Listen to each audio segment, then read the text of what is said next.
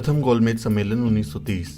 Britain के PM Ramsay McDonald की अध्यक्षता में लंदन में 12 नवंबर 1930 से 19 जनवरी 1931 तक प्रथम गोलमेज सम्मेलन का आयोजन किया गया था। इस सम्मेलन में कुल 89 प्रतिनिधियों ने भाग लिया। इस गोलमेज सम्मेलन का मकसद भारत में संवैधानिक सुधारों और समस्याओं को सुलझाना था। डॉक्टर अंबेडकर अछूतों के प्रतिनिधि के तौर पर इस सम्मेलन में शामिल हुए थे। पहली बार अंग्रेज और भारतीय समानता के आधार पर एक टेबल पर बैठकर बात कर रहे थे। ये सम्मेलन अछूतों के लिए इसलिए भी ऐतिहासिक था क्योंकि पहली बार अछूतों को एक अलग वर्ग के तौर पर मान्यता देते हुए अंग्रेजों ने अपनी टेबल पर बैठाया था। लंदन में ब्रिटिश भारत के तत्कालीन सम्राट जॉर्ज पंचम ने पहले गोलमेज सम्मेलन का उद्घाटन किया था।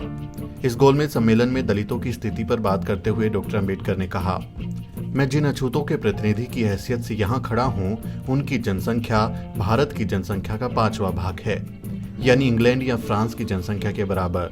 लेकिन भारत में अछूतों की स्थिति गुलामों से भी बदतर है, क्योंकि गुलामों के मालिक अपने गुलामों को छूते तो हैं, लेकिन हमें छूना भी पाप समझा जाता है।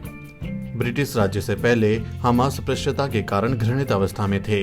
क्या ब्रिटिश सरकार ने हमारी हालत सुधारने के लिए कुछ किया? इस दौरान बाबा साहब डॉक्टर अंबेडकर ने मंदिर प्रवेश, सार्वजनिक जल स्रोतों से पानी लेने और सेना में शामिल होने जैसे तमाम मुद्दे उठाकर ब्रिटिश सरकार को निरुत्तर कर दिया था। डॉक्टर अंबेडकर के भाषण से सभी प्रभावित हुए। ब्रिटेन के अखबारों में उनके भाषण की खूब चर्चा हुई। हालांकि इस सम्मेलन में अंग्रेजी सरकार कोई भी अहम फैसला नहीं कर सकी, लेकिन इस सम्मेलन ने दलितों को एक अलग इकाई के रूप में मान्यता देते हुए बड़ा क्रांतिकारी बदलाव किया था। प्रथम गोलमेज सम्मेलन का पहला अधिवेशन 20 जनवरी 1931 को संपन्न हो गया और 13 फरवरी 1931 को डॉक्टर अंबेडकर भारत के लिए रवाना हो गए।